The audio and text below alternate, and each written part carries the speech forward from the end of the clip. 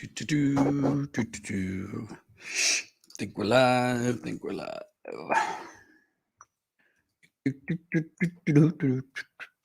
All right. Live. Jordan Sheridan, StatusCoup, Thursday, August 26, 2021. Hope everybody's okay. Having a good day. Staying safe in these tough times. Please smash this like button. Share the live stream.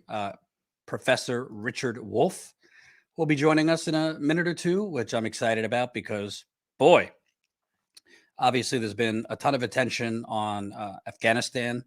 Unfortunately, there was an attack on the airport in Kabul and a hotel early this morning, which seems to have killed at least 12 American service members. So the media has been very, very focused on that. And they should be, but there is kind of this looming economic cliff that has been coming for a while, yet the media has framed as somehow a economic comeback. So I couldn't really think of anyone better that I'd like to talk to than Professor Wolff to kind of set fact versus fiction, shall we say. So smash that like button, share the live stream. Our views have been significantly down. I don't know if it's because YouTube has decided to further pull whatever lever they constantly pull to screw our channel, or if it's just because it's the end of summer and people are just chilling and not online. Who knows? But let's get this out to as many people as possible because Professor Wolff, unfortunately, you do not get to hear his views often on corporate media. So hold on.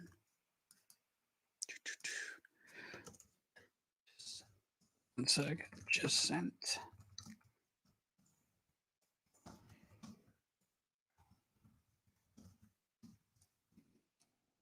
All right. So Richard Wolff should be joining us in a minute. Before Richard Wolff signs on, I want to give an update here. Colin, if you could show it real quick. On Monday, I sent out an email. I laid it on the line. Real talk. We need some help here. Tough times right now. We had a lot of expenses. Some of them that were unexpected, some of them that we did expect, but all told, we have had expenses upwards of 10 grand recently, including our website, which we just redid, which we're going to launch, I hope, next week, including Jen having to stay back longer in Flint for 5 days. Unfortunately, she had a flare up of her long haul COVID.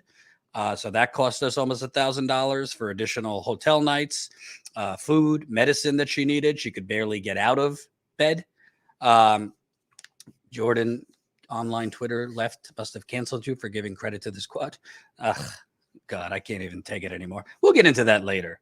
Unfortunately, if you give credit to any politician these days, you're a sellout. But I posted on Monday, hey, we want to raise at least $6 grand this week to help defray the costs for some of these things. Well, we're at 8,000 now, and the week is not over. If you could show that, Colin, $8,000 we've raised through GoFundMe, PayPal, other mechanisms. I'm going to again ask you to further support us, even though we passed the goal. That goal was definitely not how much money we needed. We just didn't want to set a massive goal of like $10,000, $20,000 in 1 week because, tough times for people right now. So please, as you watch, if you can, support us, GoFundMe, PayPal, CashApp. Colin will put it up, and I'll the links. Colin, if you could put the links in the description and in the super chat. So I will also tell you some of the things we want to cover coming up. Without further ado, joining me is Professor Richard Wolff. He is the head of democracy at work, a proud socialist, and a voice of reason and logic in these trying times. How you doing, Professor Wolff? Pretty well, and I won't run away from any of the labels. Awesome. I wanted to have you. I saw you with Chris Hedges on Brianna's podcast, and I wanted to have you because obviously, most of the focus has been on the withdrawal from Afghanistan, and the neocons are huffing and puffing at this. Obviously, there's unfortunately an attack on the airport today, and so far, 12 American soldiers have died from this. But in all of this, there seems to be this continual narrative that everything's groovy, everything's getting back to normal. The jobs are coming back. I mean, without, Cory Bush and certain progressives, it was just assumed that, oh no, we don't need this moratorium anymore for evictions. But I look at the numbers and I don't know what they're talking about. I look at the numbers and I have seen most of the jobs coming back seem to be, retail, hospitality, not exactly great living wage jobs. I see in the coming weeks on September 6th, federal unemployment expansion is set to end, that extra $300. Some states have already ended it, but a lot of states didn't. And I also see, not to trigger, people who have opinions on COVID, I also see cases surging all over the country in certain states, pediatric hospital beds full with children. So I'd like to ask you, is this the right time to be, discontinuing unemployment or not adding things as the economy is so vulnerable? Yeah, let me respond by putting it a little bit in context. To assess an economy, in other words, to give some sort of summary judgment about whether an economy is doing well or poorly, getting better, deteriorating, or however you would like to characterize an overall summary, it's a little bit like going, if you allow me a metaphor, going to the doctor and making that standard joke, "Doc, how am I doing?" And hoping that the doc, after some effort, can give you a sense of how you're doing.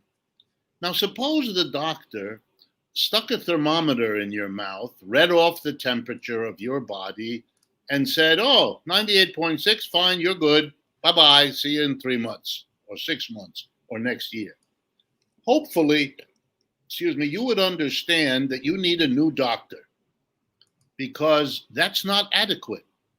You really need a doctor to look at all, or at least many, of the important indices of how you're doing. And a good doctor will do that. He'll check you out all over, do some blood tests, look at your urine, all the usual things that people who go to doctors are aware constitute an examination. But suppose the doctor wasn't a doctor. Suppose the doctor was in the business of selling you aspirins. You might then understand, you wouldn't like it, if he did the kind of summary thing that would allow him to say, "and therefore you need to take more aspirins." When you ask a political leader, especially one in office, how the economy is doing, it's a little bit like the aspirin story. This politician knows that he or she is going to be held accountable, because that's what Americans do. They hold politicians accountable. They shouldn't. It's a mistake, but they do. And therefore, the politician is in a very difficult position. The reality is politicians don't control the economy. They never did. At best, they can nudge it a little more this way, a little that way. But believe me, whatever they do, afterwards, when the camera isn't rolling, they cross their fingers and pray and hope that what they said they were doing for the following reason will actually come to pass. And you know something? Sometimes it does, and often it doesn't. And they've got the press release ready to blame somebody else when it doesn't. So my answer is, when you hear this stuff about the economy recovering, it's people who are looking at an index that seems to be a reasonable basis for saying that. That's all. They're not telling you about all the indices that point the other way, because that would be to undermine their interest in how people see this. So let me make it very concrete. Is unemployment, or did unemployment until recently go down? Yes, it did. And that can be pointed to as something that makes it legitimate to say the economy is in not as bad shape on that as it was 6 or 12 months ago. But if I said to you, okay, well, tell me a little bit about inequality. Well, inequality has gotten markedly worse over the last 6 to 12 months. And it would be easy if you give me 10 minutes, which I know we don't have, but if you did, I would explain to you why inequality is every bit as important a determiner of what's going to happen in the next year or two as unemployment numbers ever were or are. So what we end up seeing is a kind of stupid debate in which the people who need the economy to look good pick out those indices which make that a plausible claim, and the politicians that are out of office and want to get in do the opposite. And the way you can see it is to watch. When Mr. Trump was out of office, he debunked everything that his Democratic predecessor did. And when he was in office, he took credit for everything he debunked in his predecessor. And it's a never-ending game. I don't mean to pick on Mr. Trump, however pleasurable that may be. He's not different from the others in doing this. So if you're asking me my judgment, I look at the mixed bag because indices are always mixed. It's never all one way or all the other. But if you take a look at the broad collection of meaningful indices that I find meaningful, then I would say something as stark to you as the following. This is the worst shape of the American economy that I have seen in my lifetime. The problems we have, the infrastructure that doesn't work, the level of debt. Our corporations are now in debt on a scale we have never seen in the history of this country. Something on the order of 1/5 of large corporations are now called on Wall Street zombie corporations. That word, in this sense, means it's a company whose net revenue, that is the money they get in from which you've subtracted the cost of doing whatever they produce, is not enough to cover their debt. So they are, strictly speaking, defunct. And the only way they can survive, which they do, is by borrowing more money now to cover the interest and amortization of the debts they already have. This is a road into the toilet. You're done here. Our government is in greater debt than it's ever been by all measures. The mass of our people are in levels of debt we have never seen before in our country. Everybody is hooked into everybody by an insane layering of debts upon debts upon debts. If we have an economic downturn, it is going to ramify very quickly. Debts like this are like tinder in a forest. You light a little match somewhere and it goes like gasoline or something because everything is interconnected with this level of debt. We have, for the first time in a century, a serious, well-organized, powerful, rapidly growing competitor. The United States hasn't had that. The Soviet Union was never a competitor of this country. Its economic capabilities were minuscule, but not now anymore. Now we have the People's Republic of China, and that's a very serious competition. How's that going to play out?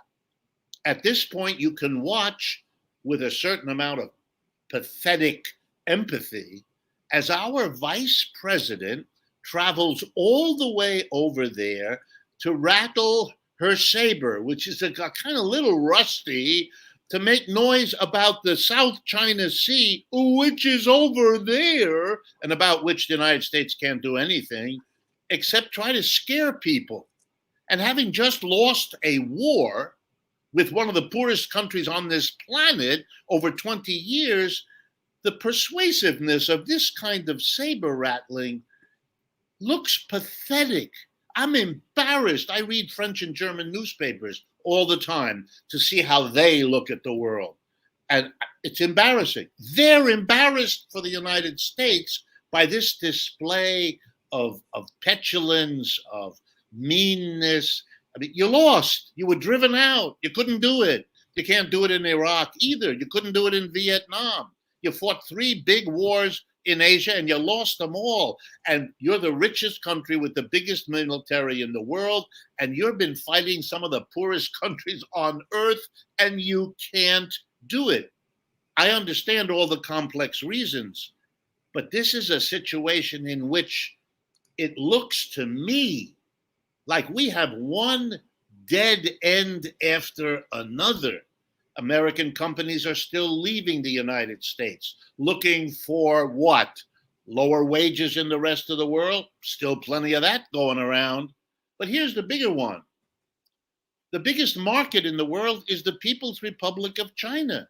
If you multiply the number of people there whose income is rising quickly and dramatically and has been for 20 years, it's there, not here.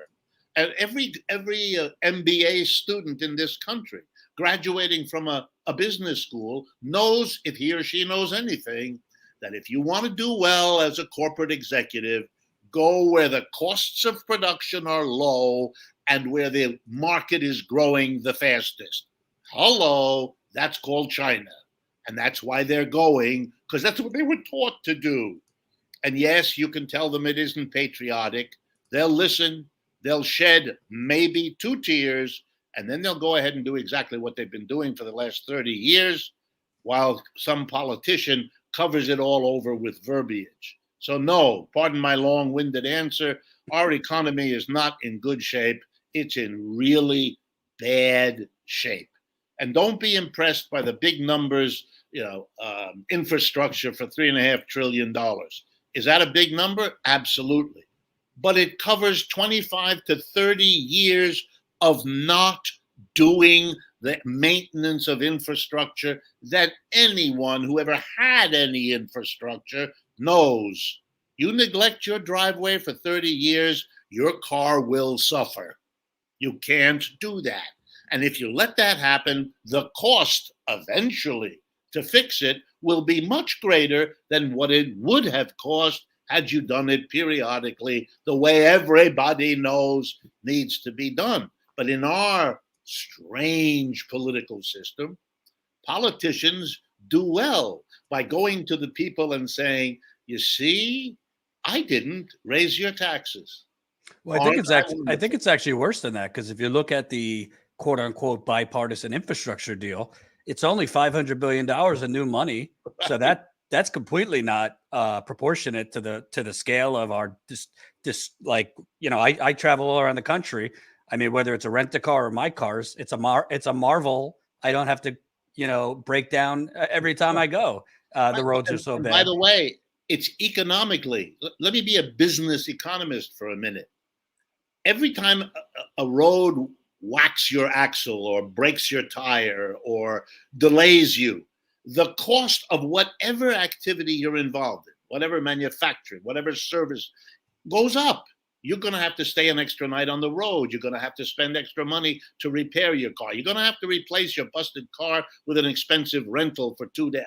And this all adds up.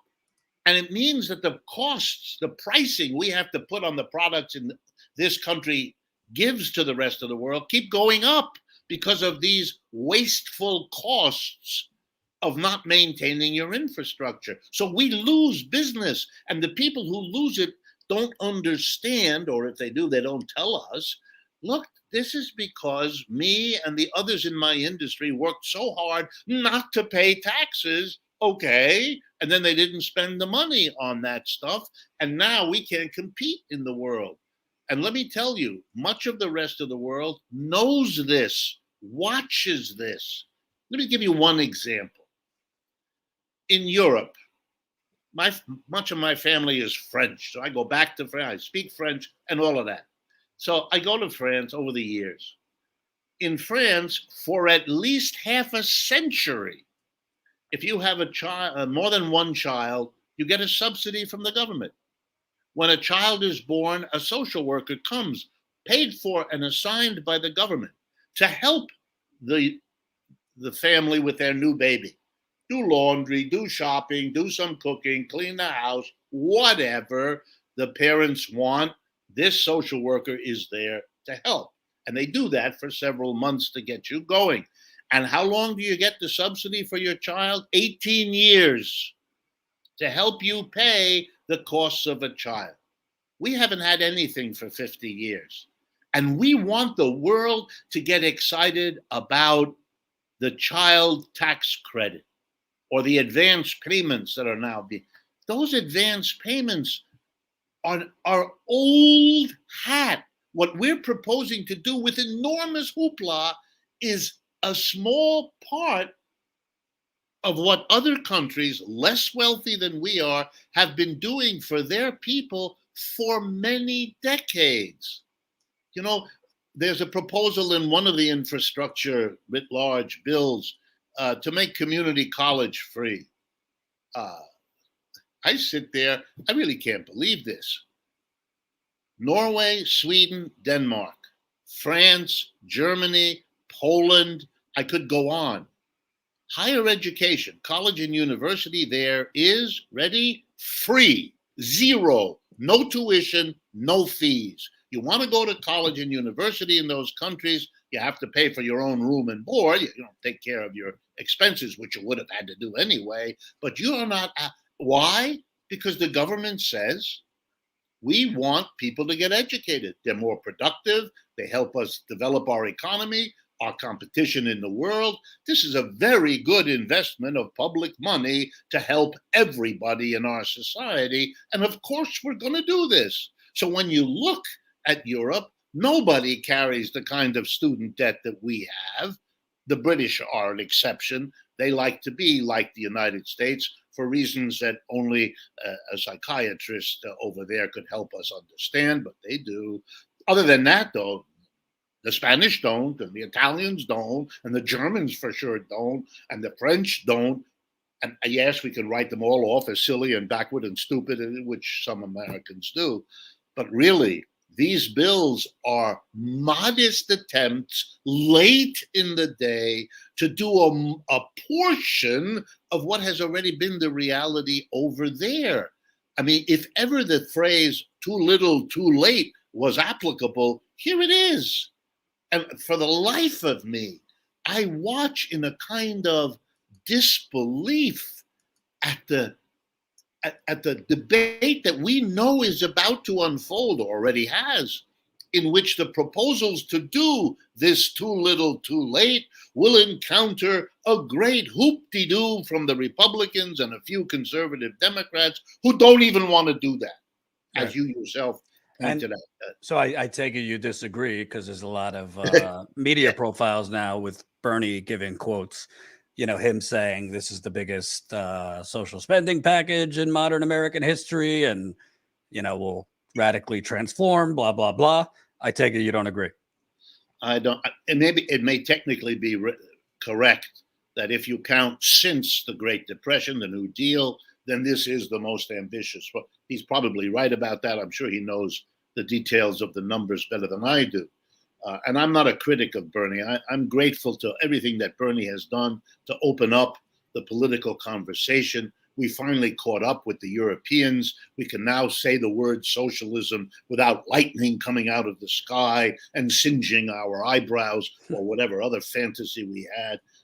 We can discuss all of that. And I think we're all, the whole country, even the ones who don't agree with him, are in debt to Bernie opening up our political situation. But transformative? No. That's precisely what this isn't. This is palliative. This is correcting, slowly catching up to what others have done. And everything that's happening is conditional and temporary. Look, the New Deal, which Bernie himself would say is the model, is the better of what was done. That was undone in the decades after the 1930s. Once Roosevelt was dead in 1945 and World War II was over, the conservatives, led by the Republican Party, but not just them, went to work to undo what the New Deal had accomplished. Let's remember, between 1934 and 1941, the federal government in this country created roughly, depending on how you count, 15 million jobs, federal jobs working for the federal government. You got a job, you got a good income, you could therefore keep your home, public employment to handle record-breaking unemployment. We have just had 2 bouts of record-breaking unemployment. The crash of 2008 and 9, and now the crash of 2020-2021. And no major politician has proposed doing what worked for us the last time we had huge unemployment. What's going on? Is this collective amnesia? We can't even discuss? We let people sit for months and months feeling terrible about themselves because they had no work, blaming themselves, watching the innocent members of their family, husbands, wives, children, elderly, suffer because the income wasn't coming in, or the mental and physical deterioration that 1,000 studies show you happens when people are unemployed who had become used to doing useful work. Why did we do that? We have a federal government. It could have hired them all. It could have found wonderful ways with 6 feet of social distancing and masks, and when they became available, then vaccinations, so that these people could do the useful work our society need. Not a word. It would have been transformative to take that basis of what was done in the 30s and do it better and bigger this time. We went the opposite way. We pretended as a nation that this wasn't an available option, even though we did that last time. Transformative means you do things that can't be undone. The only thing in the 30s that so far hasn't been undone, really, truthfully, is Social Security. And it has been whittled away. Right.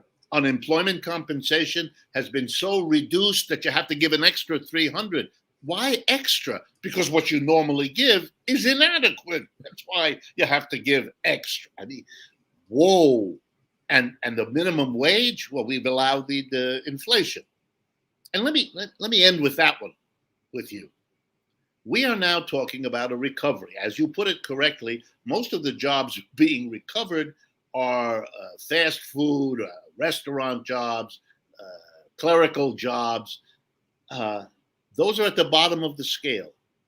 If they're lucky, they're scheduled to be raised to $15 an hour because of all the agitation in steps leading up to finally getting it around 2025 in most cases. It varies, but in most cases. We currently have an inflation in this country running about 5 or 6%, with certain items like rent rising much faster. Well, if this continues, the $15 an hour in 2025 will not get you what $11 will get you now. It isn't a solution. We're actually undercutting the purchasing power of masses of our people because we're inflating their conditions of life. This is impossible what you're doing. You're making the situation worse. Money wages are not going up on average as fast as prices, which means people are falling back in terms of what they can afford. And if you think our country is divided and angry because of what it has experienced in the past, try to think of what all this conversation about recovery, what that's going to lead to as people live the experience of an economy that is in terrible shape and not going anywhere good that I can see. Well, I also think, and you and I have spoken about this before, but there is, in my view, some optimism. I know there's a lot of people on the left who don't want to see anything good, but I got to tell you, Professor Wolff, I've been on the ground across the country last 6-7 years. I don't remember covering worker strikes. I don't remember covering much worker organizing. Right now, I mean, in the last 6 months, you have the coal miners in Alabama, the Frito-Lay workers in Kansas. Now you have Nabisco workers striking all over the country. Workers trying to organize at Amazon in Alabama and now New York. And I just spoke with Starbucks workers who are now working to form a union. I mean, literally, you had 20 years. 2001 was the last year where you had even north of 20 work stoppages. So after that, labor has basically been hibernating for 30 years. But Now you have all of this. So to me, what you're talking about is structurally, we're not going to get massive change from DC for a lot of reasons, which we could talk about. But how do you feel seeing? I mean, it seems like every week or so we're seeing more workers collectively coming together, which maybe that could evolve. I don't know if it's a general strike or some, one-off protest, but hell of a lot better than workers in fetal position in fear for the last 20 years.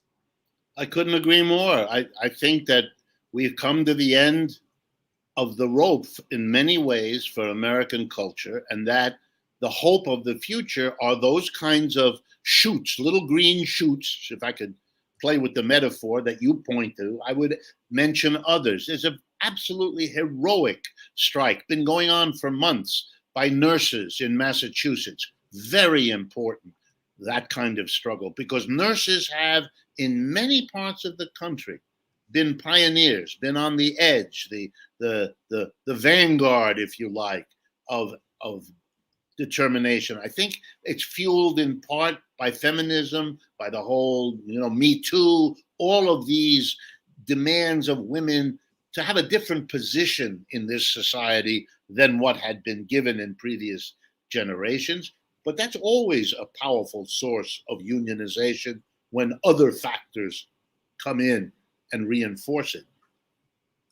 The teaching assistants across the system of the University of California, the biggest public education system in this country, are busily organizing. They're trying to unionize where they haven't been before. They are militant. They are getting their act together. You're right. The labor movement has been in a 50 or more year decline every year in terms of membership. It's a very, very sad situation. I also think that Americans are going to discover and contribute to the rest of the world new kinds of organizing that we haven't seen before. A little bit like the French, over the last 2 years, developed this thing which we call here in English the Yellow Vest movement. This massive, quickly organized, but not by the unions, not by the traditional left parties.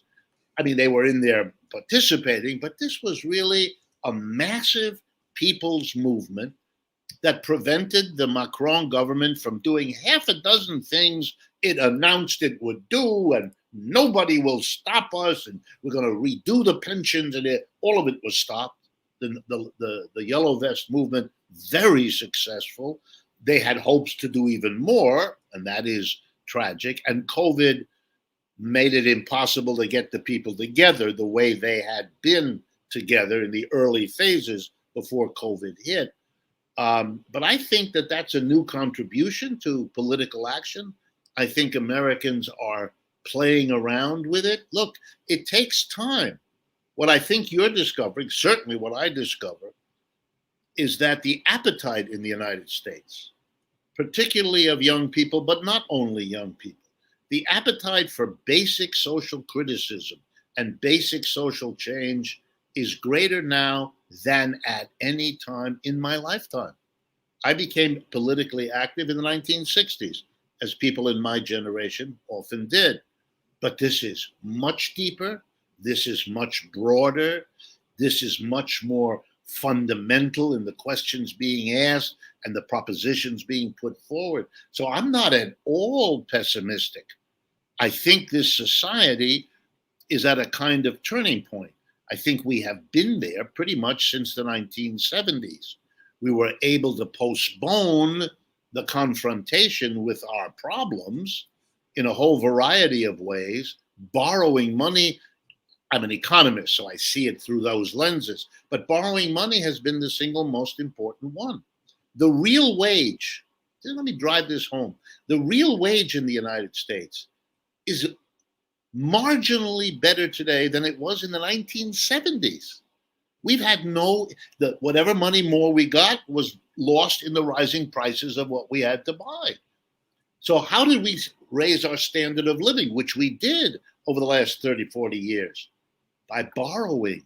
We became pioneers, not in the covered wagon going across the plains, but in the level of money borrowing that our working class undertook. because you confronted them with the following option. You want to live the American dream? You want to think of yourself as a success? You want to keep up with your neighbors, with the car you drive, the vacation you take, the home you inhabit? Well, then your wages are not going to enable you to do that. So you either fall by the wayside in terms of your own self-sense, or you borrow money. You borrow for your home, the mortgage. You borrow for your car, the car payments. You borrow with your credit card, even for the water you buy at the corner store. And then the really big new one, student debt. To get your kid through college, more urgent now to get a job than ever before, you've got to lay out, well, we know average indebtedness right now in this country, $40,000. 1 out of 4 adults in this country is in debt for student loan, with an average monthly payment of $400.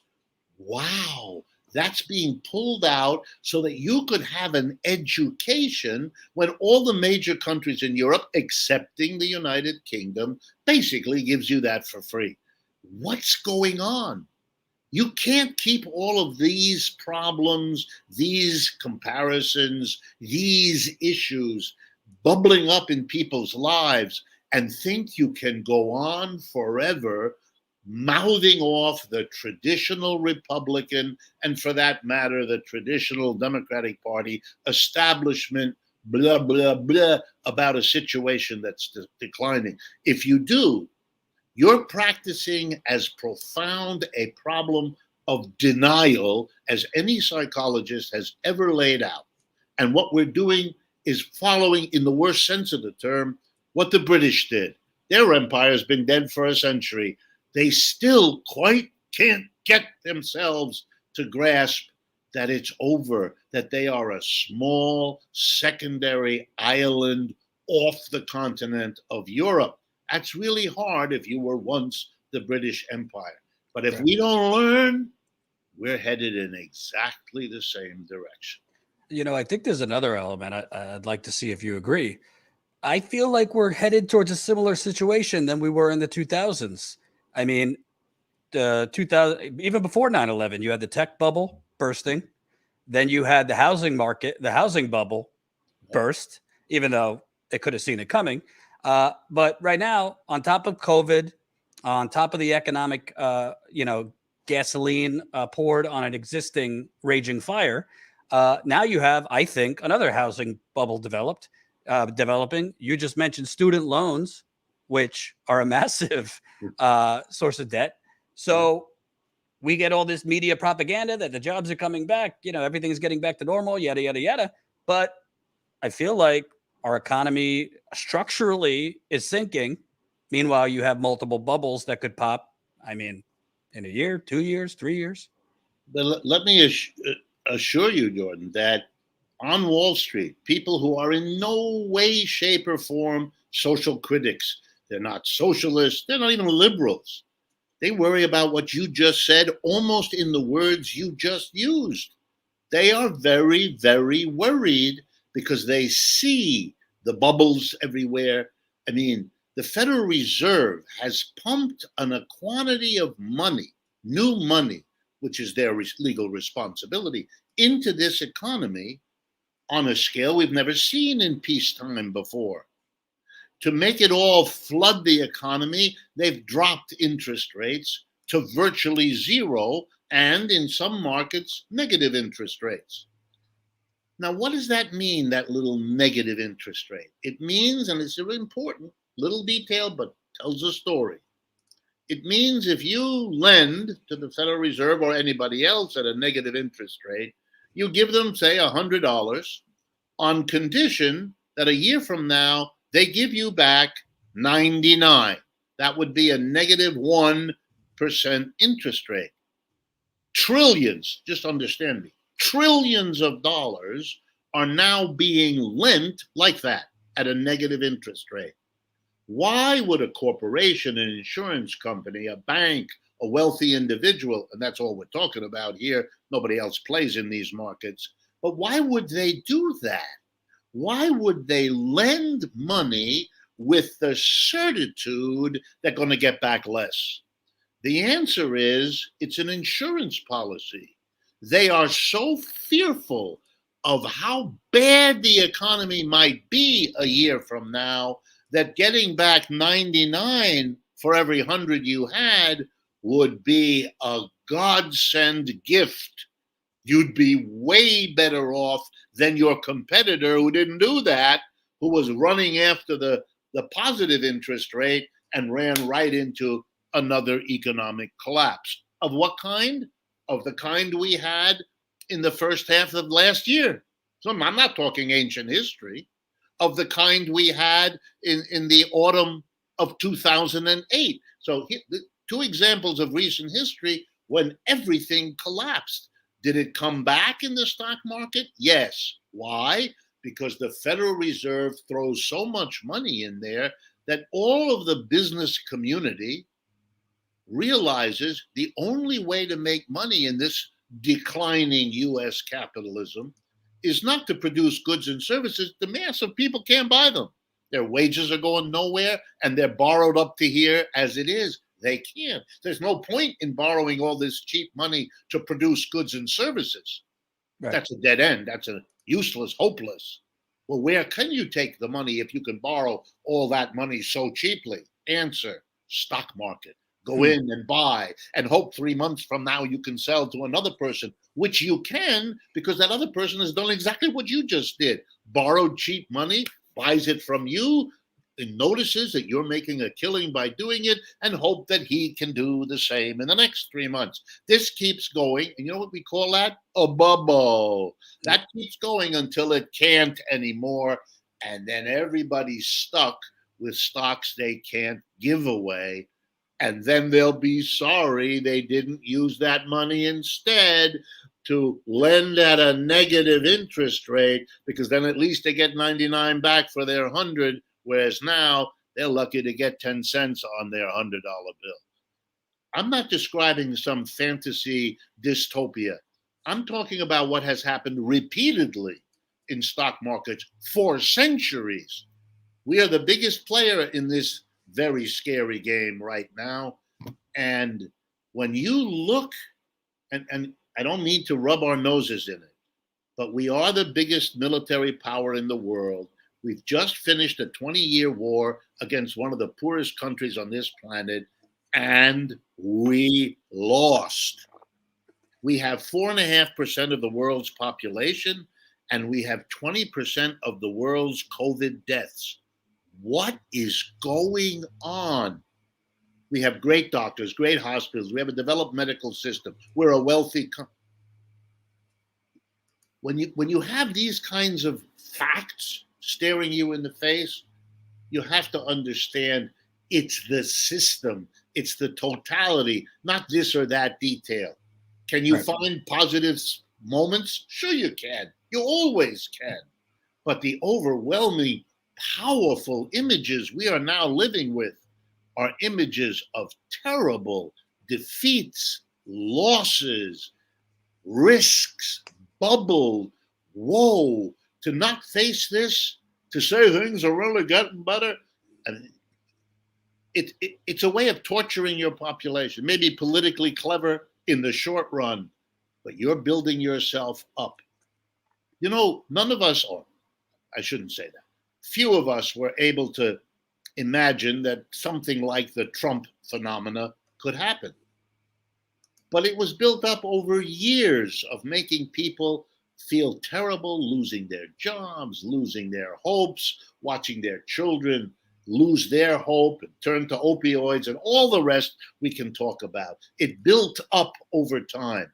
It may only have exploded in that strange election in 2016, but it would again be extraordinarily naive to imagine that those circumstances are once, they're now behind us, we're recovering. I mean, that it's so irresponsible, it's hard for me to find the words to properly characterize it. Well, I also wanted to ask, we got something that if we don't do something radical like ASAP, as in yesterday, there are no masks for it, there's no vaccines for it. there's nothing to do for it if we don't do something radical now. And that's the planet is on fire. The drought, I think Vancouver was like 120 degrees 2 weeks ago. Obviously the hurricanes that are increasing and increasing. We're not even talking about the water shortage across the world. And in America, you were talking about those bankers. Well, they're investing more and more in water. I wonder why. So all of these economic and structural, let's just call it what it is, stupidity, corruption, ignorance.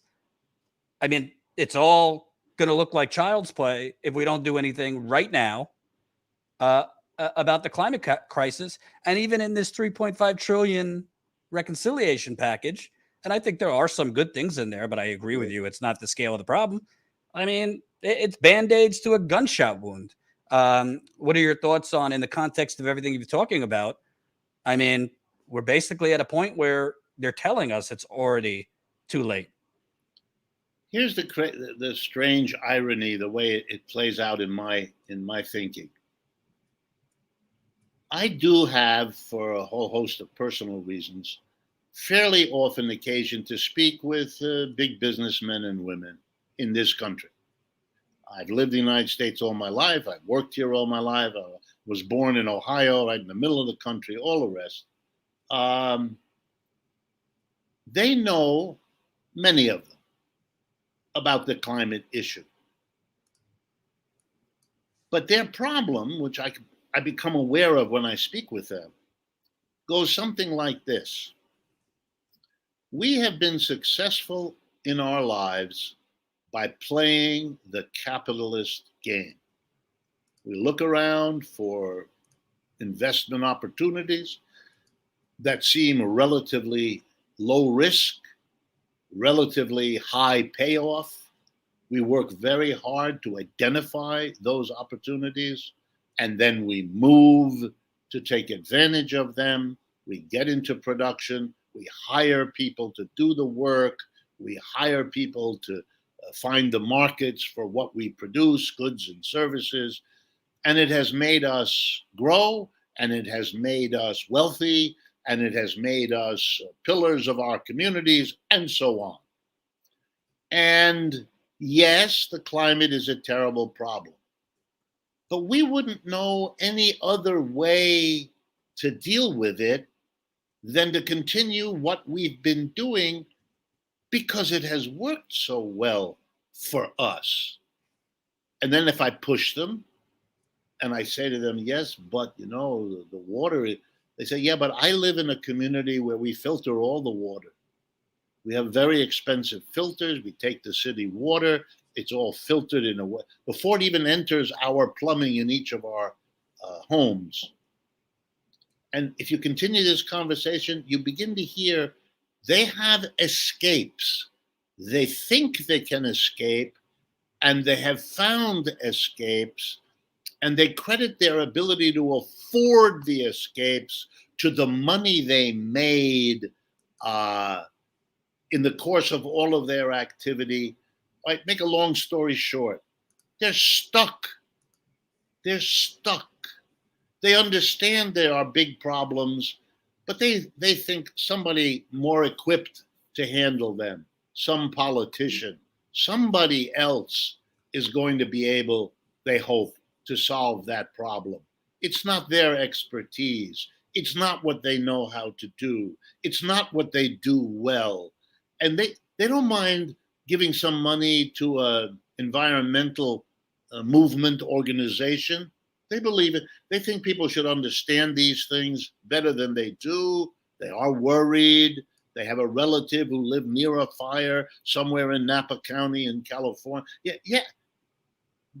They don't deny all of this, but it's sort of, they look at me and they say, what do you expect me to do?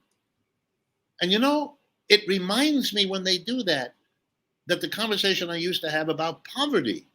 People feel badly for those folks who live in doorways. I live in New York City. You can't walk 5 blocks without stumbling over people who are living in the doorway, who have nothing. We have many, many, many thousands of them in one city. I mean, it's a big city, but it's one city. And I talk to these same people, and they're empathetic. They feel bad about it. They give some money to help develop shelters or to have their church have a free food program. But beyond that, they look at me, what do you want me to do? I'm working very hard. I'm providing good jobs for a lot of people. And you begin to understand that everybody is stuck in this situation. And if you read books about what happened at the end of the Roman Empire, the Greek Empire, the British Empire, you will hear very similar stories. We look back and say to ourselves, how could they not see this problem overtaking them and that problem? How could they be so blind? How could they be so blasé about? That's what they're going to say about us. That's Right. what they're going to say about us. And our defenders in the future will find those of us who had podcasts or wrote articles or books and said something. And then the question will only be a little bit different. Well, there were some voices, as by the way, there always have been. Right. Well, why weren't they listened to? Why weren't they? I have a friend who's a reporter. Well, I don't mind telling you his name, Robert Henley. And he's worked for CBS and a lot of folks. He published a book a few weeks ago, which we worked on with him, and he came up with a fantastic title. Robert Henley, Stuck Nation. All one word, Stuck Nation. It's been a kind of a flashlight in the darkness for me. It captures what I want to say in answer to your question. We have capable people, smart people, skilled people. Americans are as capable as anybody else. But we are stuck, and the things are falling apart around us, and we don't get unstuck, most of us. Younger people, people in movement because they can't stand it anymore, like those strikes you pointed out a few minutes ago. That's the people who aren't stuck anymore. And I'm afraid it's to them that we have to turn our hopes that they can galvanize, provoke, inspire the rest of us to get unstuck. By the way, as I told you, I'm an optimistic person. Part of me is more excited by the movement I see around me in the United States than all my analysis tells me about the economy. I only talk about the economy because Americans want to hear about it. Economic literacy, I hope this won't be misunderstood. Economic literacy in this country is very low. I don't know what that's about. I think my profession, professional economics professor is what I am, we have done one terrible job. We must have scared away generations of young people from the courses we tried to teach. Either it was too technical or too boring or too depressing. I don't know what it was, but the understanding is just really low. And I think Well, you could thank the media for that as well. the media too treat it it's awful. That's right. It's just, and then the politicians are, doing PR with statistics, so you can't keep straight what the heck is going on. It's a terrible set of circumstances, and it gives me always that image that cousin of mine once gave me. Imagine people on a beach, and they're all facing away from the water in towards the sand and the countryside. But coming in from the ocean is a tsunami. And you're the one who's facing the ocean, and you're trying to gesticulate to get them to turn around so they can see they shouldn't be facing you. They're going to be washed away by this, and you can't get them to turn around. They insist on looking this way, and the wave is coming, and the wave is going to overwhelm them. I have that sense. I really do. I'm just hoping there are enough people coming out of the countryside that they will eventually, in some last minute, get people to understand. I was hoping that the disaster in Afghanistan would. But very quickly, our media turned us to have empathy for the people trying to get on the airplanes to leave the airport. And it's easy to have empathy. That's a pathetic, horrible spectacle. Reminds me of what I remember seeing in 1975 about Vietnam's airport, Saigon's airport, too. But, that's not the lesson we need to learn about. That at the very end, you leave behind people who are now trapped by what they did, who they associated with when the wind changes. That is awful. But that's not the major lesson here. What did we do for 20 years? Going to war against two Muslim countries, poor ones, with all the apparatus of our military. What happened? What mentality produced it? Why did we stay there? By the way, European newspapers referred to it as the American loss in Afghanistan at least 2 years ago that I could see in the media then. So for the rest of the world, these are questions and no one knows the answer. Everyone I know in Europe, part of my family is European, is rethinking. I'm going to be a little blunt now, but I want to make the point. They're asking themselves this question: are we allied to the wrong country? Is Trump and everything since is making it harder and harder to answer that question the way it was answered for the previous 50 years. We are at a major turning point, and Americans don't seem to want to see what the issue is, let alone have the kinds of debates and conversations that might produce a good answer. Right. Last question, kind of a segue. Let's just call it what it is. There's been a circular firing squad on the left the last year or so. It's not the first time the left has kind of eaten itself alive.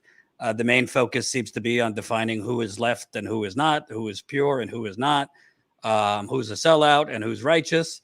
For me, I don't really give a shit. I don't care if you dem enter. I don't care if you dem exit. I don't care if you're third party. None of that matters. But I just see in terms of the scale of the problems we're talking about, and we're talking life or death kind of issues here, and it could get worse. I just see kind of this nihilism breeding in, that there's so much more focus on personalities. There's so much more focus on who's not 1000% with us on checking the box for every single category. There's so much focus on, no, we're done with electoral politics. We're only going to focus here, that it just seems like we're doing the work of the plutocrats for them, because there's no organization on the left aside from, frankly, the strikes, the union drives that we've been talking about. I wanted to ask you, not singling out anyone, but do you think this is helpful? Because I even get criticized when I dare credited some of these squad members for voting as a bloc now, for saying, no, we're not going to vote for your privatized bipartisan infrastructure deal if we don't get X, Y, and Z here. I don't think it's enough, but they also can't snap their fingers and give us Medicare for all and all these things. So I just wanted to ask you, in terms of kind of the temperature of the left, where do you see things?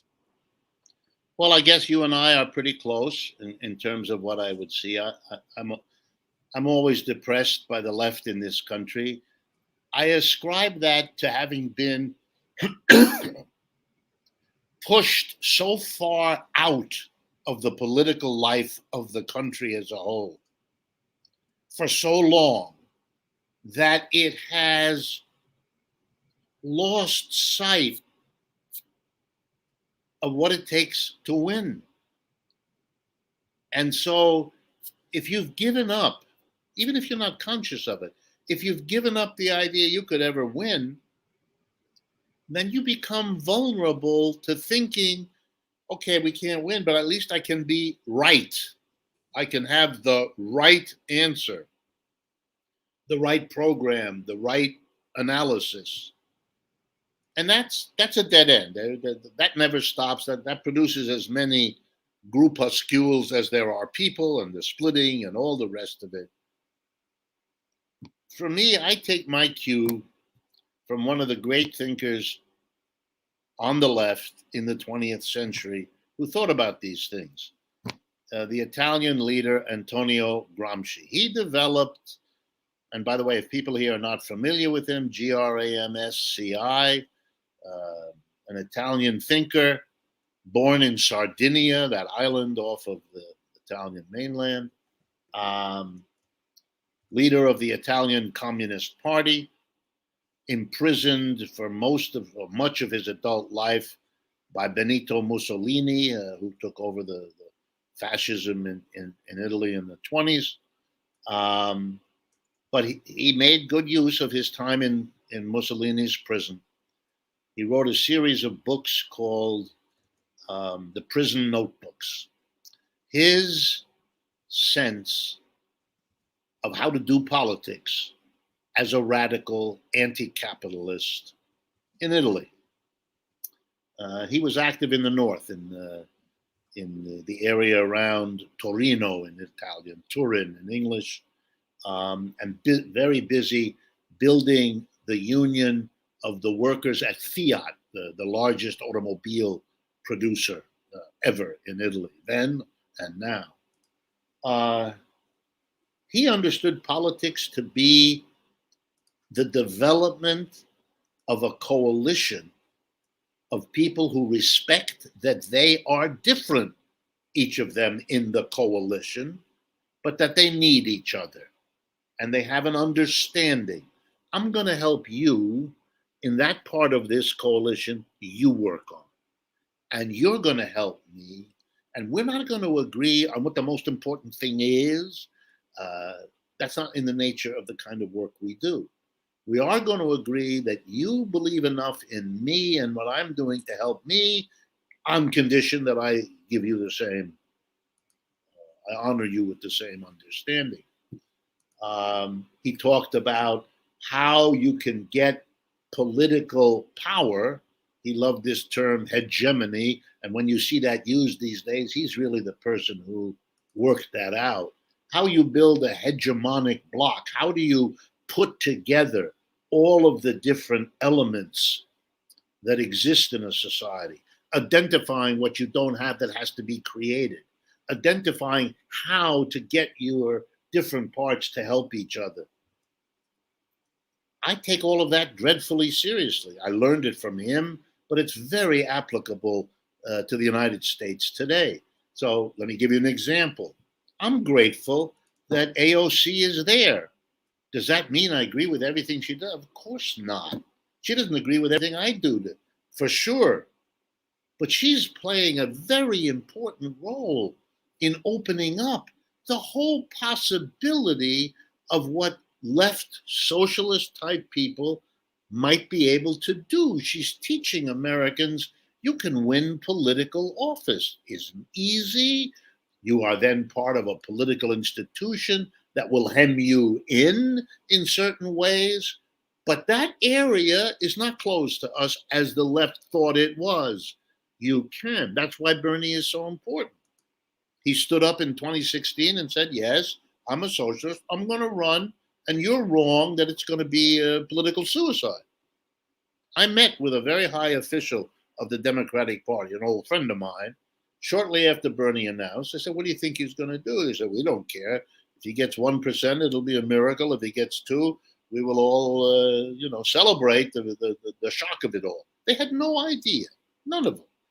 And these were not unsympathetic people, but they had no idea what might happen, what kind of support there would be for the word. And granted, people don't know exactly what socialism means, especially in this country. All of that has to be now developed. Half of the questions I get, and I'm pretty well known now, so that we get quite a flood of emails. Half the questions I get are questions in which Americans are trying to make up for lost time. They want to be told, what is this socialism? without any nastiness. They just want what? What do they mean socialism in Denmark? What's it got to do with China or Cuba? Or perfectly good questions, appropriate questions.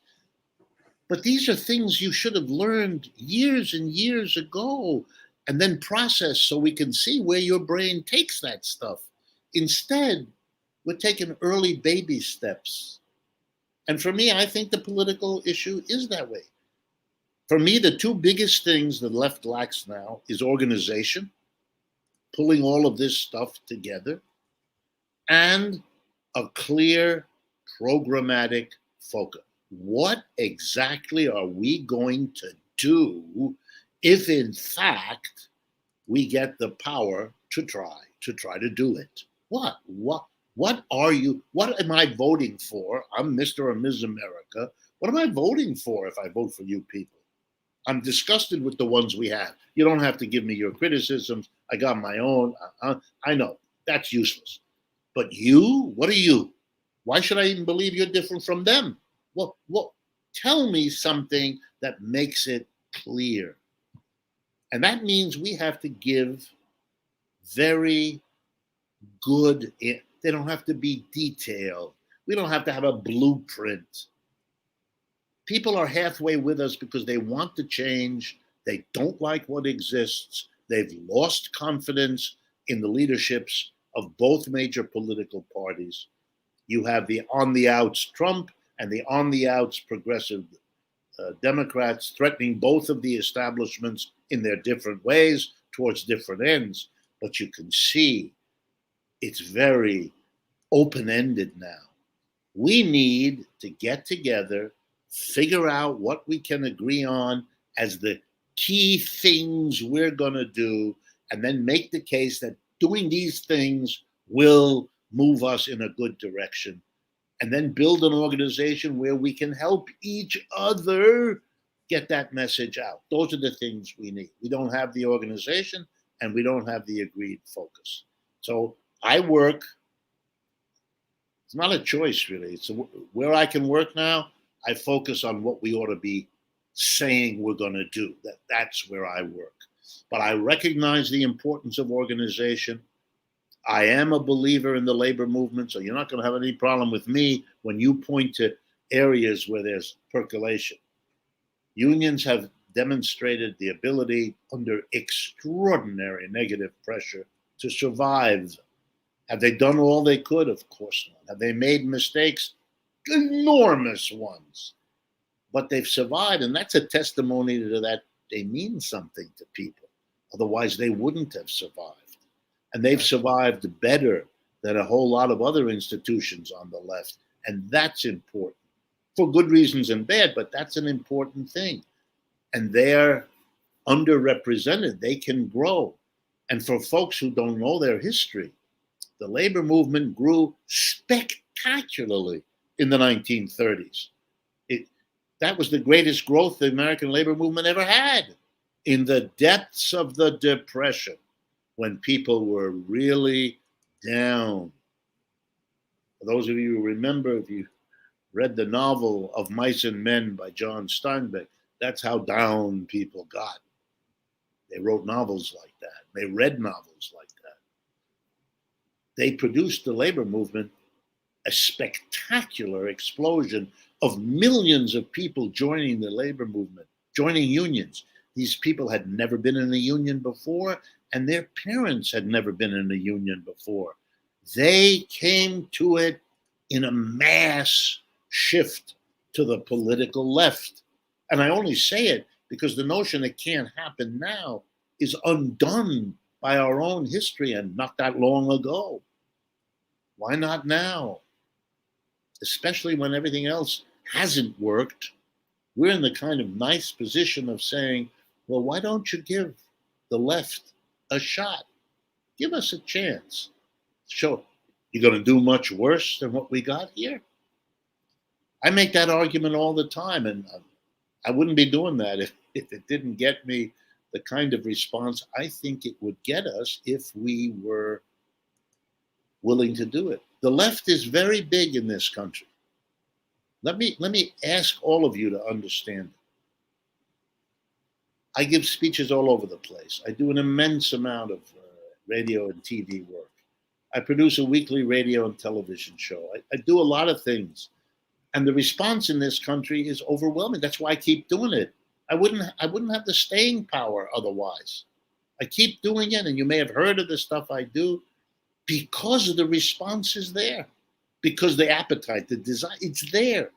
Folks don't know what to do, where to take it, how to build it, and I don't have good answers to those questions. But there's no lack of people ready to go. Somebody is going to figure out. I'm very convinced someone's going to figure that out. Just like I imagine there was a counterpart of you and me on the right who were saying to themselves over coffee, you know, there's a huge disaffection of the base of the Republican Party from the likes of Jeb Bush. Somebody's going to figure out how to mobilize that. And Trump came along and he figured it out. Obviously, I don't want that. But someone is going to fumble and bumble their way. And I'm hopeful that this will be a way to get us all together, to get us very excited, and to begin to do the things that we have the numbers and we have the smarts and we have much of the, including the money. Look what Bernie showed us. All those people with, I believe, an average of $27 per person were able to assemble very respectable money. So even the money that we as Americans dwell upon so much, even that is within our grasp if we just do it. Richard Wolff, professor, founder of Democracy at Work. Definitely check out that channel on YouTube, Democracy at Work. Thanks for taking so much time. I'm educated, as is the audience now. We'll stay in touch. Very good, Jordan. And thank you for having programs like this where we can have conversations like this. It's an enormous service, and it is a pleasure and honor for me to participate. Great. Take care. You too. So that was Professor Richard Wolff. Honestly, it's a crime against humanity that this man is not on CNN, MSNBC, writing columns in the New York Times, Washington Post. You wonder why so many people vote against their own interests, because they don't even know what their goddamn interests are. So I appreciate Richard Wolff taking that much time. We'll cut it up into different clips too for people to watch shorter. I am going to read the super chats in a little bit, but I want to zero in on something you said because I think it's really important. You know, I've gotten a lot of grief, others who have gotten a lot of grief for saying this, but whatever. I don't play the clicks. I've never have played the clicks. If I lose people for speaking my truth, so be it. But I think a lot of people, and my perspective comes from being on the road and seeing things up close. But I think a lot of people are being, I wouldn't even say like intentionally misled, but I think a lot of people are being taken in a direction which they think if they keep doing what they're doing, which is essentially just bitching and moaning and ranting and raving and calling everyone a sellout and a fraud, I think they're being kind of fooled into thinking this is political organizing, or fooled into thinking what we're doing actually makes the politicians fear us. And unfortunately, I'm here to tell you, they don't care if you create hashtags against them. They don't care if you call them frauds, sellouts, cowards. In fact, they probably prefer it because it allows them to just marginalize you. It allows them to just discredit you. It allows them to paint you as, you know, divisive and violent and kooky and whatever. This is not about whether you like the squad or Bernie or Dem Enter or Dem Exit. None of it matters. I tweeted something yesterday. People were like, oh, so you want us to slobber over the squad? I don't care if you like the squad or not. I don't care if you like any politicians or not. This is not about slobbering. To me, politics is transactional. Okay? Politics is transactional. It's not about trusting politicians. It's not about building relationships with politicians. It's about what pressure them and shame them when necessary, and back them up when they're actually doing good things on your behalf. But what Richard was talking about, and I think it's so important, there's a lot of hosts and tweeters or whatever focusing so much on AOC and the squad and Bernie. And they're not, I've criticized them. So this isn't like a public service announcement not to criticize them. I think the whole fraud, sellout, coward thing is just stupid. And I think it's for clicks. I don't think it actually does anything. And I think people feel like doing that is actually organizing or coming up with a strategy. So, no, listen to what I'm saying. So no holding to account. That's not the point. The point is you're not holding them to account by bitching, raving, and ranting on the internet. This is what people are being fooled. You're not making them fear you. What you're doing is basically a road to nowhere. This doesn't mean never criticize politicians. I just covered a protest outside AOC's office. It doesn't mean, if you want to try to find candidates to primary them, have at it. Have at it. I don't care if you like them or not. It doesn't matter. It's not about liking the squad or any of them. What it's about is how do we stop donating to them? That's fine too. It's also not about tone policing. This is about actually having a strategy to actually seize power and structurally change things. How do you seize power and structurally change things? So I'm writing a piece on Substack right now. Hopefully it's out tomorrow. And I'm saying to myself, wait a minute here. Wait a minute. Because I've interviewed the workers with Amazon who are organizing. In New York, I interviewed the Nabisco workers striking. I interviewed the Frito-Lay workers striking. I interviewed coal miners striking. I went to their big protest out in front of BlackRock in New York. And I'm thinking to myself, wait a minute. All of these people who, frankly, are kind of nihilistic, want to burn it all down, say to hell with electoral politics, to hell with it all, everyone's a sellout, everyone's a fraud. Why are they not as focused on this? Because they're and I'm not criticizing you if you're one of these people. I'm trying to genuinely speak to you. Because everyone's so focused on canceling everybody, and everyone's so focused on, expressing and venting your understandable anger and frustration and hopelessness and all that.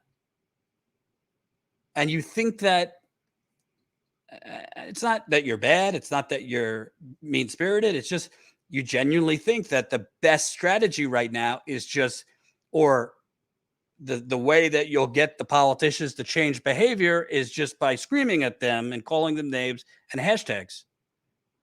But right now you have something going on in America that has not happened in the last 20 years. Much bigger than frauds and sellouts and cowards and hashtags and 50 channels doing the same fucking videos over and over again. You have workers striking in Alabama for months, since April.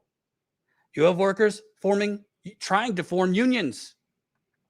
Right now, if you don't know, because these channels I'm talking about aren't covering it, the Amazon workers trying to unionize in New York, which I've been covering. I've been to the Staten Island office warehouse many times. And please, just listen to me. Have a little open mind for a second before you get triggered. Right now, they are working to expand Weingarten rights to non-union employees. What the hell does that mean, Jordan? Well, Weingarten rights for union employees, if you're unionized, allows, if I, a unionized worker, am called into HR for any reason, I could bring another worker with me as an eyewitness, right? So there's an eyewitness, and HR or your manager can't totally roll you over. Well, the Amazon workers, that is one of the biggest problems. They keep getting called into HR. It's not just Amazon workers, but non-union workers have no rights, have no witnesses, can't even bring a lawyer with them because they don't have access to those rights. They have filed it with the National Labor Relations Board. That would be huge in terms of workers taking back some of the power. But none of these things are discussed. None of these things are covered. It's not as sexy. It's not as clickbaity in a headline. So somebody asked me, well, what do you think, Jordan? If you're telling us what we're doing wrong, how do we hold politicians accountable? Well, first of all, as I've always told you, please look at the flag behind me. The politicians aren't the ones in fucking control. Let me repeat that. AOC, Bernie, Biden, McConnell, they are not the ones in control. They're not the ones making the decisions. Biden, presidents, yes, make quite a few of the decisions on foreign policy. But domestically, the way you hold them accountable, besides, if you don't like what they're doing, don't vote for them. Besides, primary them, find challengers to them that you think could beat them in a primary. I'm not telling you not to. If you want to find primary challenges to the whole squad, go for it. And enough with this preaching down. I got to tell you something. I'm an empathetic dude. I've had enough with you fucking snowflakes on the internet. Stop punching down. So wait a minute. Let me get this straight.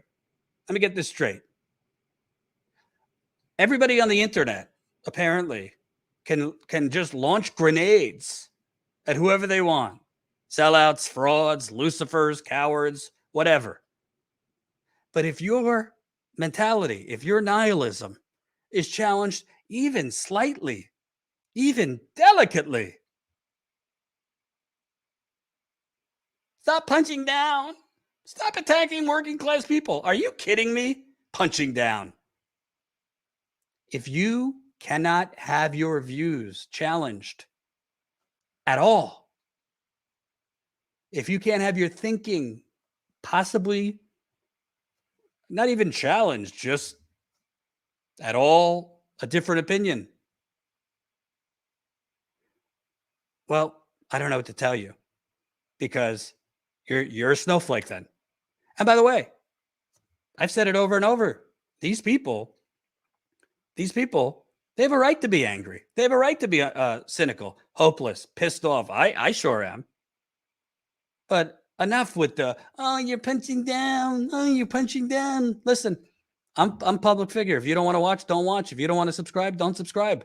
But I'm not going to hold back when I see the left taking a slow death march to nowhere.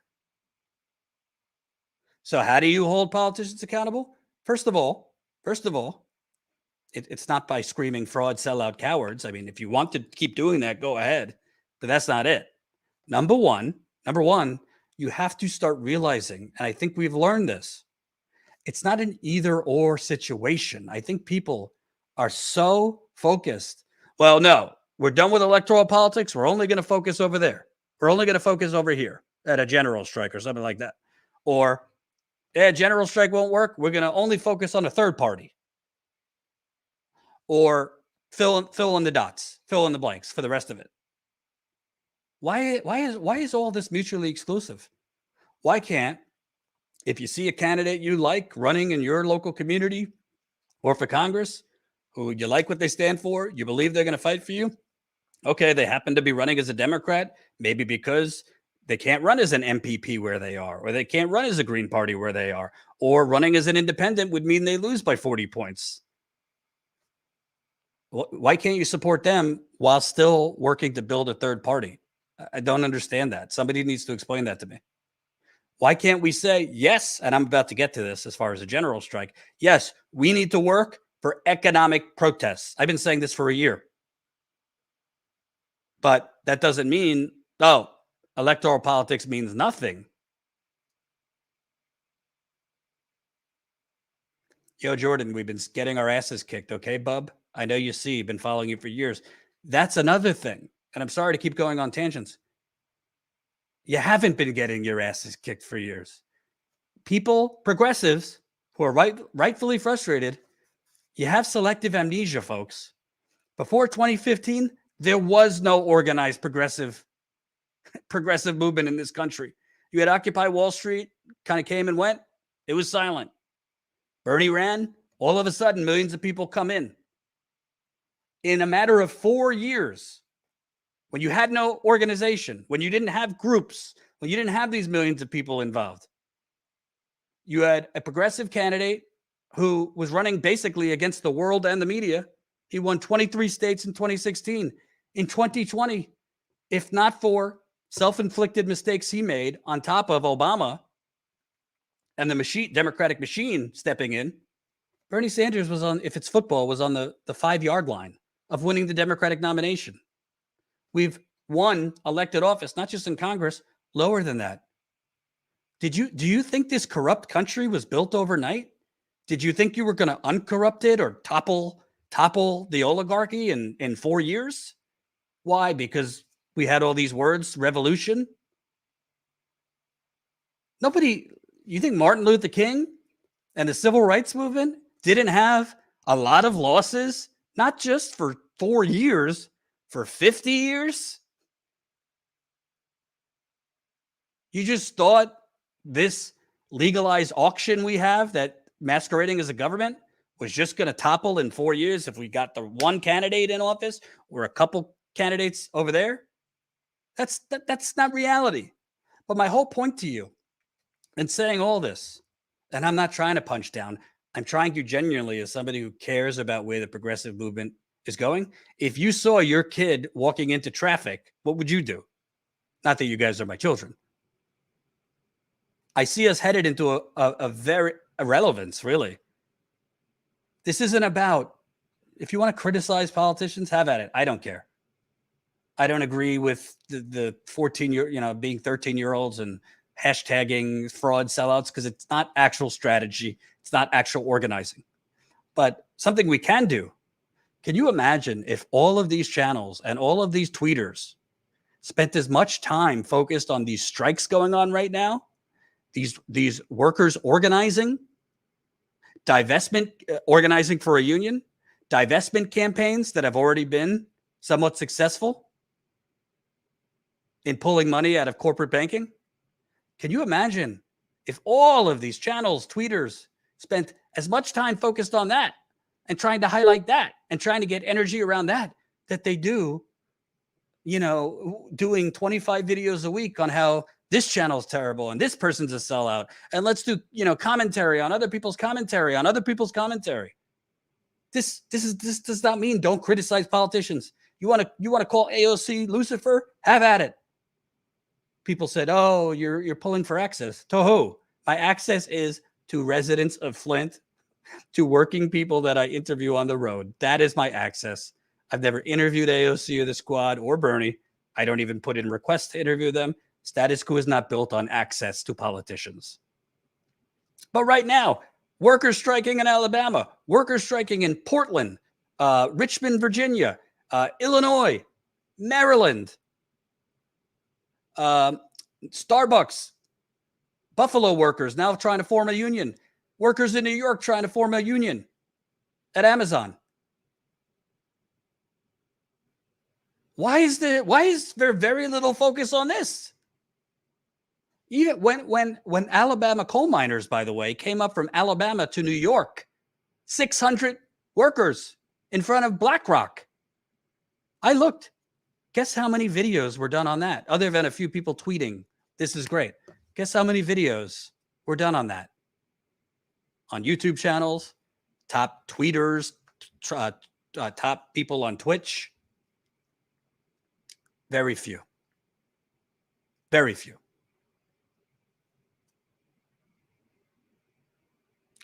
My point and what I've been trying to say over and over and over, people are being fooled into thinking raging online at politicians makes them fear you. That's not making them fear you. Doesn't mean you can't at all express criticism, but you want to hold politicians accountable? Here is the blueprint, at least to me. Number one, realize it's not all about the politicians. You want to hold politicians accountable? Start making their donors sweat, because we live in the United Corporations of America. You want to make Biden hear you? Pelosi hear you? Schumer, hear you, McConnell, all of these radical Republicans, start organizing strikes, union drives, mutual aid. Start targeting companies, the biggest companies that buy off these politicians. Amazon, Walmart, Target, fast food, Monsanto, ExxonMobil. I mean, the list goes on and on and on. You're too comfortable, Jordan. Okay, I'm too comfortable. I just spend my time going to Flint and other communities that your favorite channels don't cover, but I'm too comfortable. And by the way, I don't want to mislead you. So I'm going to tell you straight up, we're not going to just get a general strike tomorrow. I wish we could. It doesn't happen that quickly. But for 20 years, there were not major worker strikes in this country. For decades, you haven't had significant union drives in this country. Why is this starting to happen? Because conditions for workers are getting worse and worse and worse and worse and worse to the point they've got nothing else to lose. I have spoken with these workers. So why is there not as much focus on lifting this important, critical trend of workers fighting back? I mean, 80% of the coverage online right now is just interpersonal squabbles. I mean, I didn't watch the whole thing, but there was all these videos about Hassan buying a nice house. I mean, I worked with, well, I didn't work with him. I came across him a few times. I don't really like Hassan. I think he's a pompous asshole and he's not that smart. But is the most pressing issue in America right now that Hassan Piker bought a whatever $3 million house? We need to have panels on this and discuss whether this is right and virtuous when workers are striking everywhere. I just got a message that the people that are the what's it called? Let me get it. Striking window cleaners are now striking. Quote, I hope our strike and our strong new contract show other essential workers that when you band together and stay the course, you could get results. Colin, I'm sending you this. If you could show this. Why I'm telling you all this is I think Bernie's campaign, and I was guilty of it too.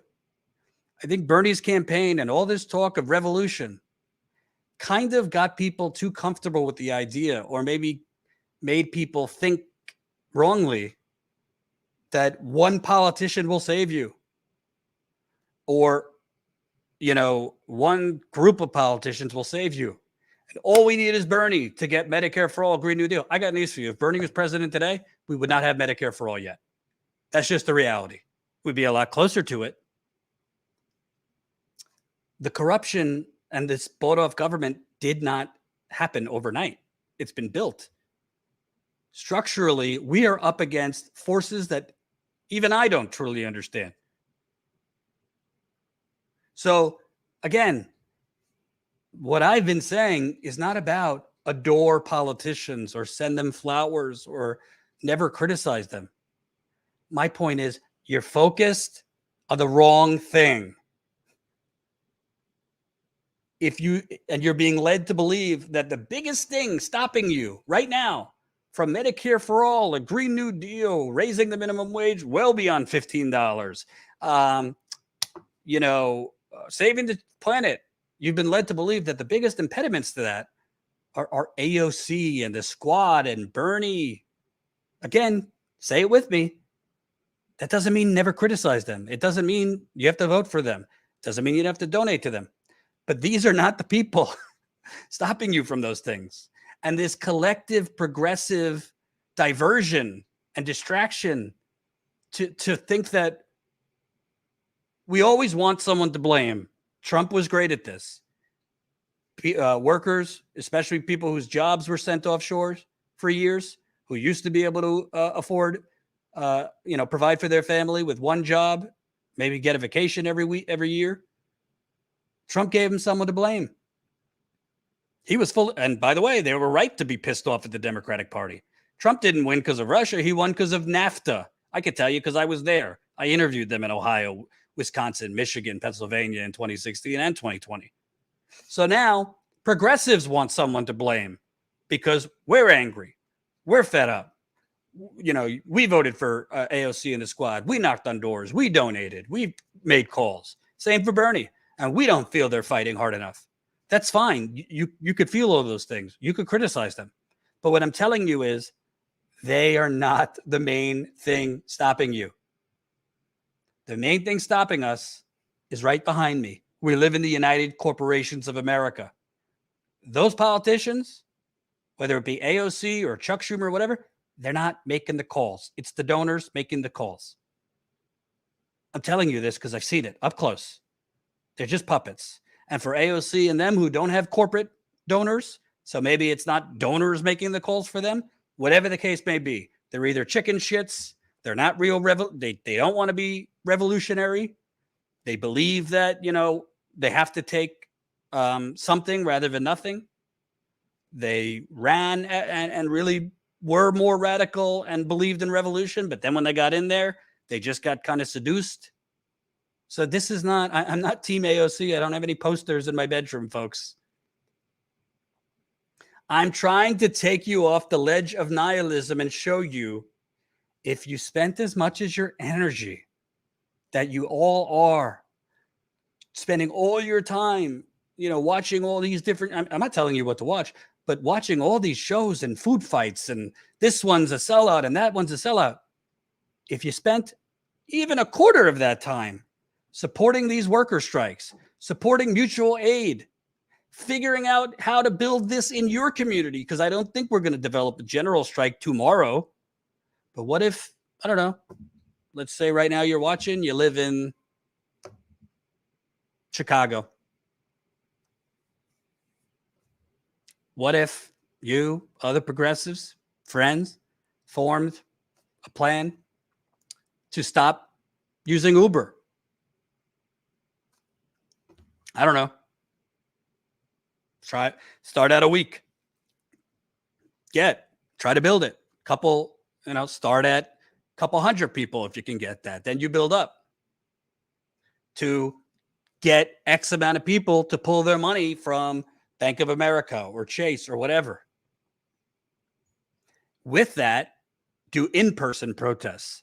It's a two-pronged thing. So you don't want it to be silent. You protest with your wallets, but also get out there so people know what you're doing. What if this started getting traction and then people pick it up in surrounding cities and communities? What if at some point you had these successes, because it would have to be brick by brick, all of a sudden, a couple thousand people stop paying their healthcare deductibles, stop paying their healthcare premiums. Obviously, for some people, that's not possible. They'd be too scared to do it, or they have health problems. But people that could do it, just stop. No, I'm not paying you a deductible. I'm not paying you copays. I'm not paying all this. Same thing. What if people just said, fuck it, not paying rent? And when I say people, you're not going to get millions of people right away. It could start out in one apartment building. Everybody stops paying the rent. Blah, blah. There's only so much incrementalism that you could do. Right. But what I'm talking about right now is not incrementalism. It's actual action that we haven't done since the New Deal. These workers on a smaller scale are doing what I'm talking about. And if more companies, whether it be, potato chip workers, Amazon workers, people who clean windows, I just showed you, are on strike. Colin, if you could pull that up, what I just sent you. People who clean windows just got a new contract. I hope our strike and our strong new contract show other essential workers that when you band together and stay the course, you could get results. I got news for you. A couple years ago, I went to Detroit and Ohio because General Motors laid off 15,000 workers after getting a $51 billion bailout, by the way, in the financial crash. They cut at once 15,000 workers. This was 2018 or 19 I went. There was no worker strikes going on at the time. There were no real union drives at the time. If that happened, General Motors laying 15,000 people off today, rather than a few years ago when I went there to cover it. By the way, no media covered it, national or independent. We went. Might have a different ending. Those workers might get rehired. People might bandy together to actually get them better benefits, better pay. The conditions are here, folks. People are screwed economically. And by the way, we haven't even talked about how much worse off Black people are and Hispanics and indigenous. I'm just telling people, you're being sold a bullshit bill of goods if you think the Squad and Bernie are the main wall between you and Medicare for All or Green New Deal or fill in the blank. Are they revolutionaries? No, they're not. If you want revolutionaries in there, then primary them. Or don't donate to them. Or, protest outside their offices. This is not an endorsement to never criticize them or not try to get them out of office, not try to get them out of office if you feel they're not doing what they have to. They should be pressured just like anybody else. My whole point to you is, I think you're pressuring them by calling them names and spending all of our time online and on Twitter just raging against everybody and calling everybody a fraud and a sellout and, oh, you're punching down. This isn't doing anything. Jordan, can we achieve what you're suggesting without effective leadership? I don't mean politicians, local leaders. That is an amazing question. I got news for you. I don't think the problem with Occupy Wall Street per se was a lack of leadership. I mean, that was not ideal. I think the problem with Occupy Wall Street, it didn't spread like wildfire like it should have. Can you imagine if while they were occupying Zuccotti Park that you had in every major city in America, the same thing going on? Not for a night, for weeks and months. Sure, there were some like minor offshoots of Occupy Wall Street, but I'm talking Occupy Grant Park in Chicago. I'm talking Occupy, in Dolores Park in San Francisco. I'm talking Occupy Name Your Bank in a major city. Not for a night, consistently. Of course, it would be better if you had leaders. But even with movements with leaders, there are egos. There are interpersonal shit. There are infiltrators. There are double agents. We could be the leaders. We don't need to wait for Bernie or the Squad or anybody. I'm a journalist, so it's not, I don't organize. I'm there to cover it. But what I'm trying to tell you folks is, for the love of Christ, we could spend the next 5 years burning it all down, canceling everybody. And I'm sure at one point I'll be canceled. We could spend the next 5 years just kind of doing YouTube videos, bitching about the Squad and this and that. No, there wasn't. There was, Jordan. Obama got the governors and mayors all together, crushed Occupy. Yes, my point is, Occupy was centralized in New York City. There were some minor offshoots of it, but there were not Occupies in every city in America. There were not. Trust me, if there were, Biden, Schumer, politically, they could not. It would be suicide to try to break that up.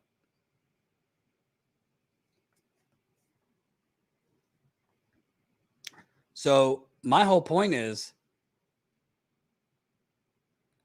if you want to if you truly believe that just kind of circle jerking each other, excuse my French, on the internet and Twitter and going at the Squad and going at this one and putting all our focus on them is organizing anything, is strategically achieving anything. And this is from someone who was for forced to vote. And I'm still for forced to vote. I think they should try to force a vote on Medicare for all and other things. But that's like, if it's a pizza pie, that's just one slice. That's not going to get us to the promised land. Even the people who were pushing forced to vote acknowledged, yeah, no, this is not going to get us Medicare for all. Jordan, how can we have coordination without leadership asking in good faith? Another great question.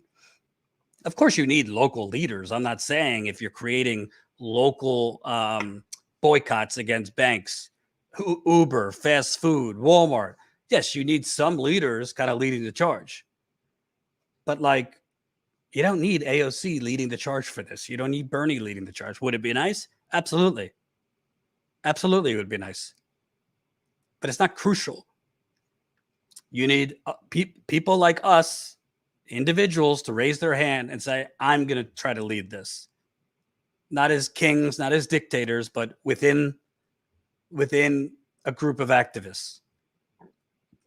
These workers striking, yeah, I'm watching. I've been covering the Amazon effort in New York to unionize. Technically, there's Christian Smalls, who was fired last year for the crime of whistleblowing at Amazon for their deadly unsafe conditions during COVID. One other worker named Derek Palmer. Technically, they're kind of the leaders of this group of workers unionizing. So there is a structure where people could go to X, Y, and Z person. But overall, it's the workers in mass. So yeah, there is some leadership. But you don't need like an anointed president or an anointed congressperson to lead your thing. What I'm saying is, if people got out of fetal position, if people, even if you want to burn it all down, yeah, fine, say burn it all down, but then leave your home if you feel safe, because obviously COVID is surging, and try to organize economic protest, mutual aid, so that when workers are affected, when there's strikes against these companies, there is a pot of money to benefit them so that they can feed their families and they're not negatively affected. But I hate to say it, if we just keep going in the direction we're going, which is, aside from these workers, actual progressives doing jack shit other than ranting and raving on the internet and fighting each other. Say hello to President Kamala Harris, President Pete Buttigieg, the Republicans taking over, and the capitalist class continuing. Politics elected officials can change. The Republicans can take over, the Democrats can take over. We might even get more progressive victories. But until you affect the donors that have bought the government, they're running the government. Okay? Amazon is president. Walmart is president. Raytheon is the president. Comcast, which owns MSNBC, is the president. Until all these people that do 20 videos a week bashing AOC and this one and that one, until they start actually covering and using their mega audiences to cover all of these strikes, having workers on their shows that are part of these strikes, urging their viewers to get involved. Maybe the workers could tell the viewers how to get involved. Then we're on a slow death march to fucking nowhere. Before I go, I want to give an update. Colin, if you could put it up. On Monday, I sent out an email. I was just honest with the audience. We sent it out to our email list, Patreon people, put it in the YouTube community page, and said, hey, we need your help. We try to be transparent with money. So got a new website coming out that we're about to relaunch. Our website has been shit forever and ever. It's $5,000. After our Mega Flint story that we just broke, that we're still working on getting picked up, by the way, we tried a new thing and we did a press release. It cost us $2,500, which is way more than I thought it would be, but that's how much it cost to get it to every media outlet, national, local, even get it to politicians. And there's still things we could do with that press release. So stay tuned for that. That was $2,500. Unfortunately, Jen got sick and had to stay back in Flint for an extra 5 days. She's got severe COVID long haul symptoms. since November. She's had COVID, not actively, but the long hauler. She's not doing well, unfortunately. She's resting up. She's not doing well right now. But she had a flare up where she couldn't even get out of bed. So she stayed in Michigan. She got a COVID test. So then she had to quarantine until she got the test back. So all in all, she was there for another 5 days. It cost us, I think, $800 for the extra hotels, getting food delivered to her, medicine.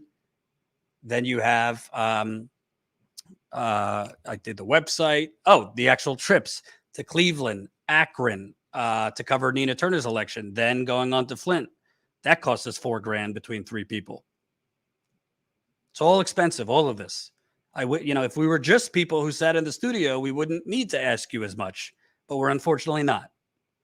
Well, fortunately, doing real on the ground, investigative in the field reporting actually costs money. So we, on Monday, sent out an email saying, hey, our costs are way more than this, but I thought it was doable, maybe to raise $6,000 for the week. Well, we blew past that yesterday. Colin, if you could put it up, we're now at over $8,000 we've raised through GoFundMe, PayPal, our Cash App. I can't thank you guys enough. I want to read some of them on GoFundMe and then make a, respectful pitch. Gregory, $20. Thank you. $50 from Anonymous. Terry, $50. Joshua, $5. Anonymous, $10. Heather, $25. Alan, $100. Lois, $50. John, $10. Anonymous, $25. I shouted David out yesterday, $1,000. Holy shit, that's amazing. I so appreciate it, David. That's so generous and very, very helpful. So I read some of the other ones. I'm not going to read the PayPal donors because that's private. So I don't know which ones wanted their names read or not. But, at the end of the day, our expenses are way more than the 6,000 we were targeting. So we're hoping to raise even more. So if it's at all within your ability, we're at 8,000 now. Still got the rest of today. Still got tomorrow. How much more can we raise? Is it even possible to even dream of raising 10,000 in a week? To remind you, if you're new here, we do not take any money, no, not a dime, from corporations, the big banks, the fossil fuckers, big pharma, big real estate, Silicon Valley, military industrial complex, the plutocrats that run the Republican Party, the Democratic Party. We take our cues from you. We are funded by you. Membership is our main model. We're going to try to have our membership call next week, by the way, our monthly members call. We're at 1,890, I believe, 1,890 members. So that's our main business model. So we love you. Sign up if you can, statuscoup.com/join. You get access to our monthly members call and other behind the scenes content. But we'd like to raise even more this week because there's a lot of stories we want to cover. The summer is ending. Plenty of stories coming up, including the ongoing protests at Line 3, these worker strikes, which I'd love to get out and cover some of them in person. We would like to start covering progressive candidates that are going to be running in 2022 in the midterms and other investigative reporting we're doing that will mean we have to go places to investigate, like we've continually gone to Flint. So if it's within your means, the GoFundMe link is in the description. Colin's putting it on the screen. Any amount makes a big difference. And we really, really appreciate everyone who's chipped in. Frankly, there's a lot of outlets that beg for money. They ask you for money. They send out three fundraising emails a day. Say, oh, it's for our survival, or send us money and we'll get you Medicare for all. Not talking about anyone in particular. The Young Turks. But we don't really have to say much because our actions speak for themselves. When we ask for financial support, you see where your money goes to because we are out there while other people are, ranting and raving and from the comfy confines of their studio. We have been out there. Colin, if you got the map that you could show people, we have been out there for 3 years on a shoestring budget all over this country. And we want to fill up that map even further. So if you can, please support us. Our GoFundMe is open all day, all night. By the way, we've passed $172,000 raised on this GoFundMe. $172,000 raised via GoFundMe. If you're new, to be clear, that's not $172,000 in the bank right now. No. We launched this in 2018. We kind of have never ended it. Kind of just like sometimes we push it and then we don't push it for a few months while we're focused on other things. So this has been basically a cumulative, or how much we've earned cumulatively in 3 years. We've been spending it as we go for reporting in the field, equipment, freelancers, you name it.